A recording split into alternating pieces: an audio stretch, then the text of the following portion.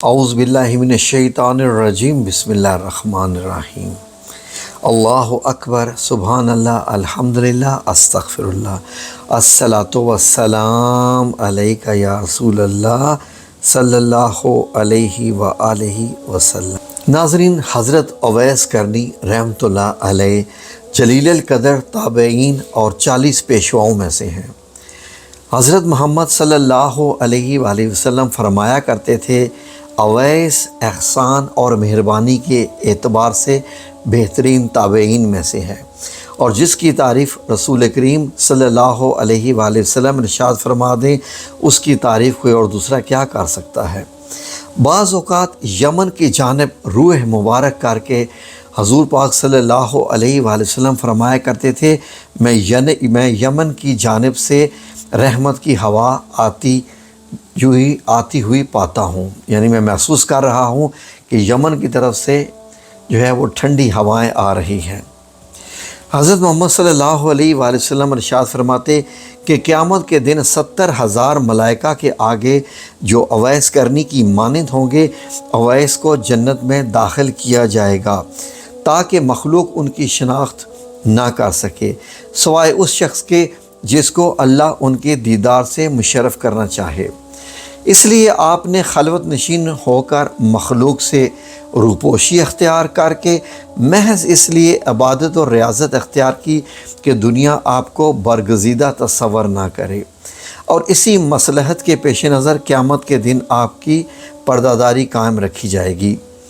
حضرت محمد صلی اللہ علیہ وآلہ وسلم نے ارشاد فرمایا کہ میری امت میں سے ایک ایسا شخص ہے جس کی شفاعت سے قبیلہ ربیہ و مضر کی بھیڑوں کے بالوں کے برابر گناہ گاروں کی بخشش ہو جائے گی۔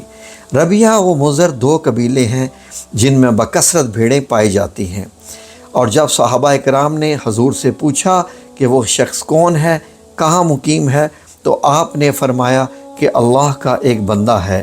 پھر صحابہ کے اصرار کے بعد فرمایا کہ وہ اویس کرنی ہے۔ چشم باطن سے زیارت ہوئی آپ کو، اور جب صحابہ کرام نے پوچھا کہ کیا وہ کبھی آپ کی خدمت میں حاضر ہوئے ہیں، آپ نے فرمایا کبھی نہیں، لیکن چشم ظاہری کی بجائے چشم باطنی سے اس کو میرے دیدار کی سعادت حاصل ہو چکی ہے۔ اور مجھ تک نہ پہنچنے کی 2 وجہ ہیں، اول غلبہ حال، دوم تعظیم شریعت، کیونکہ ان کی والدہ مومنہ بھی ہیں اور ضعیف اور نابینا بھی ہیں، اور اویس شتر بانی کے ذریعے ان سے ان کے لیے معاش حاصل کرتا ہے۔ پھر جب صحابہ اکرام نے پوچھا کہ کیا ہم ان سے شرف نیاز حاصل کر سکتے ہیں، تو حضور نے فرمایا کہ نہیں، البتہ حضرت عمر اور حضرت علی رضی اللہ عنہ سے ان کی ملاقات ہوگی، اور ان کی شناخت یہ ہے کہ ان کے پورے جسم پر بال ہیں، اور ہتھیلی کے بائیں پہلو پر 1 درہم کے برابر سفید رنگ کا داغ ہے، لیکن وہ برس کا داغ نہیں ہے۔ لیکن جب سے ان سے ملاقات ہو تو میرا سلام پہنچانے کے بعد میری امت کے لیے دعا کا پیغام بھی دینا۔ پھر جب صحابہ کرام نے عرض کیا کہ آپ کے پیراہن کا حقدار کون ہے، تو فرمایا اویس کرنی۔ مقام تابعی اور اشتیاق صحابہ۔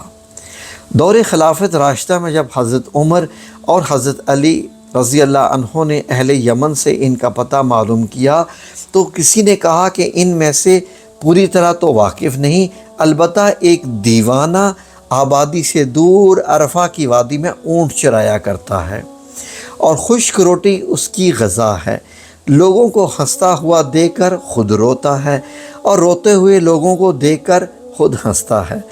چنانچہ حضرت عمر رضی اللہ عنہ اور حضرت علی رضی اللہ عنہ جب وہاں پہنچے تو دیکھا کہ حضرت اویس نماز میں مشغول ہیں، اور ملائکہ ان کے اونٹ چرا رہے ہیں۔ فراغت نماز کے بعد جب ان کا نام دریافت کیا تو جواب دیا، عبداللہ، یعنی اللہ کا بندہ۔ حضرت عمر نے فرمایا کہ اپنا اصلی نام بتائیے۔ آپ نے فرما دیا کہ اویس۔ پھر حضرت عمر رضی اللہ عنہ نے فرمایا اپنا ہاتھ دکھائیے۔ انہوں نے جب ہاتھ دکھایا تو حضور نبی کریم صلی اللہ علیہ وآلہ وسلم کی بیان کردہ نشانی دیکھ کر حضرت عمر نے دستبوزی کی، یعنی بوسہ دیا آپ کے ہاتھ کے اوپر اور حضور کا لباس مبارک پیش کرتے ہوئے سلام پہنچا کر امت محمدی صلی اللہ علیہ وسلم کے حق میں دعا کرنے کا پیغام دیا، یعنی ہم لوگوں کے لیے، کیونکہ ہم امت محمدی صلی اللہ علیہ وآلہ وسلم ہے۔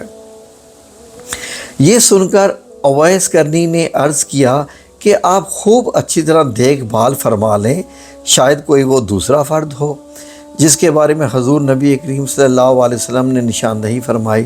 حضرت عمر نے فرمایا کہ جس نشان کی نشاندہی فرمائی ہے وہ آپ میں موجود ہے۔ یہ سن کر اویس کرنی نے عرض کیا کہ اے عمر رضی اللہ عنہ، تمہاری دعا مجھ سے زیادہ کارگر ثابت ہو سکتی ہے۔ آپ نے فرمایا میں تو دعا کرتا ہی رہتا ہوں، البتہ آپ کی حضور کی وصیت پوری کرنی چاہیے۔ یعنی حضرت اویس کرنی رضی اللہ عنہ بھی سمجھ گئے تھے کہ عمر فاروق رضی اللہ عنہ کی کیا جو ہے وہ حیثیت ہے، کیا رتبہ ہے ان کا اللہ کی نظر میں بھی، تبھی وہ فرما رہے ہیں میں قربان جاؤں ان ہستیوں کے اوپر۔ چنانچہ حضرت اویس کرنی نے حضور صلی اللہ علیہ وسلم کا لباس مبارک کچھ فاصلے پر لے جا کر اللہ تعالیٰ سے دعا کی کہ یا رب، جب تک میری سفارش پر امت محمدی کی مغفرت نہ کر دے گا، میں سرکار دو عالم صلی اللہ علیہ وآلہ وسلم کا لباس ہرگز نہیں پہنوں گا، کیونکہ تیرے نبی نے اپنی امت کو میرے حوالے کیا ہے۔ چنانچہ غیب سے آواز آئی کہ تیری سفارش پر کچھ افراد کی مغفرت کر دی ہے۔ اسی طرح آپ دعا میں مشغول تھے کہ حضرت عمر اور حضرت علی کرم اللہ وجہہ آپ کے سامنے پہنچ گئے، اور جب آپ نے سوال کیا کہ آپ دونوں حضرات کیوں آ گئے، میں تو جب تک پوری امت کی مغفرت نہ کروا لیتا اس وقت تک یہ لباس نہ پہنتا۔ مقام ولایت و خلافت سے بہتر ہے۔ ناظرین، آپ کو معلوم ہے کہ آپ کے درجات کیا ہیں اور آپ کا سلسلہ اویسیہ بھی ہے، تو آگے سنیے۔ حضرت عمر رضی اللہ عنہ نے آپ کو ایسے کمبل کے لباس میں دیکھا جس کے نیچے تو نگری کے ہزاروں عالم پوشیدہ تھے۔ یہ دیکھ کر آپ کے قلب میں خلافت سے دستبرداری کی خواہش پیدا ہوئی اور فرمایا کہ کیا کوئی ایسا شخص ہے جو روٹی کے ٹکڑے کے بدلے مجھ سے خلافت خرید لے؟ یہ سن کر حضرت اویس کرنی نے کہا کہ کوئی بیوقوف شخصی خرید سکتا ہے، آپ کو تو فروخت کرنے کی بجائے اٹھا کر پھینک دینا چاہیے، پھر جس کا جی چاہے اٹھا لے۔ یہ کہہ کر حضور نبی اکرم صلی اللہ علیہ وسلم کا بھیجا ہوا لباس پہن لیا اور فرمایا کہ میری سفارش پر بنو ربیعہ اور بنو مضر کے پہاڑوں کے بالوں کے برابر اللہ تعالیٰ نے لوگوں کی مغفرت فرما دی ہے۔ اور جب حضرت عمر نے آپ سے حضور اکرم کی زیارت نہ کرنے کے متعلق سوال کیا تو آپ نے ان سے پوچھا اگر آپ دیدار نبی سے مشرف ہوئے ہیں تو بتائیے حضور کے ابرو کشادہ تھے یا گھنے، یعنی ملے ہوئے تھے؟ لیکن دونوں صحابہ جو آپ سے معذور رہے۔ اتباع نبی میں دندان مبارک کا توڑنا کیسا تھا؟ حضرت اویس کرنی نے کہا اگر آپ رسول اللہ صلی اللہ علیہ وآلہ وسلم کے دوستوں میں سے ہیں تو یہ بتائیے کہ جنگ احد میں حضور صلی اللہ علیہ وسلم کا کون سا دندان مبارک شہید ہوا تھا؟ یہ کہہ کر اپنے تمام ٹوٹے ہوئے دانت دکھا کر کہا جب دانت مبارک شہید ہوا تو میں نے اپنا ایک دانت توڑ ڈالا، پھر خیال آیا کہ شاید کوئی دوسرا دانت شہید ہوا ہو، اسی طرح ایک ایک کر کے جب تمام دانت توڑ ڈالے اس وقت مجھے سکون نصیب ہوا۔ یہ دیکھ کر دونوں صحابہ اکرام جو کہ جلیل القدر صحابہ ہیں ان پہ رکت طاری ہوگی اور یہ اندازہ ہو گیا کہ پاس ادب کا حق یہی ہوتا ہے۔ گو حضرت اویس کرنی دیدار نبی سے مشرف نہ ہو سکے لیکن اتباع رسالت کا مکمل حق ادا کر کے دنیا کو درس ادب دیتے ہوئے رخصت ہو گئے۔ مومن کے لیے ایمان کی سلامتی ضروری ہے۔ جب حضرت عمر رضی اللہ عنہ نے اپنے لیے دعا کی درخواست کی تو آپ نے کہا نماز میں التحیات کے بعد میں یہ دعا کیا کرتا ہوں اللہم اغفر للمؤمنین والمؤمنات، اے اللہ تمام مومن مردوں اور مومن عورتوں کی بخشش کر دے اور اگر تم ایمان کے ساتھ دنیا سے رخصت ہوئے تو تمہیں سرخروئی حاصل ہوگی، ورنہ میری دعا بے فائدہ رہ کے چلی جائے گی۔ آپ نے ایک وصیت کی۔ حضرت عمر رضی اللہ عنہ نے جب وصیت کرنے کے لیے فرمایا تو آپ نے کہا، اے عمر رضی اللہ عنہ، اگر تم اللہ شناس ہو تو تم اس سے زیادہ افضل اور کوئی وصیت نہیں ہے کہ تم اللہ کے سوا کسی دوسرے کو نہ پہچانو۔ پھر پوچھا کہ اے عمر رضی اللہ عنہ، کیا اللہ تعالیٰ تم کو پہچانتا ہے؟ آپ نے فرمایا ہاں۔ حضرت اویس کرنی نے کہا، بس اللہ کے علاوہ تمہیں کوئی نہ پہچانے، بس تمہارے لیے یہی افضل ہے۔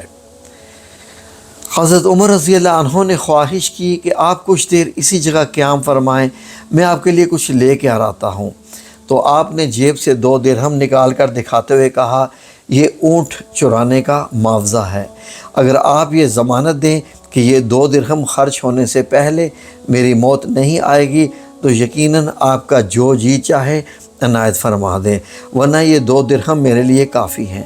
پھر فرمایا کہ یہاں تک پہنچنے میں آپ حضرات کو جو تکلیف ہوئی ہے اس کے لیے میں معافی چاہتا ہوں، اور اب آپ دونوں واپس جائیں کیونکہ قیامت کا دن قریب ہے اور میں زیادہ آخرت کی فکر میں لگا ہوا ہوں۔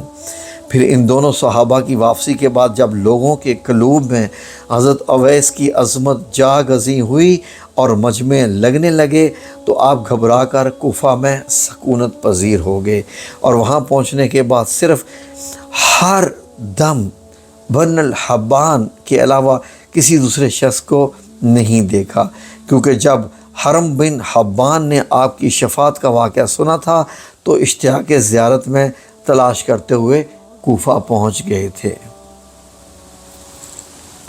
ہمیں بھی اللہ رب العزت اپنے اولیاء اکرام اور ان کے فیض سے نوازے، ان کی زیارت سے نوازے، اور ہمیں بھی ایسے ہی اللہ پر توکل اور اللہ پر ایمان عطا فرمائے۔ آمین یا رب العالمین برحمتک یا ارحم الراحمین۔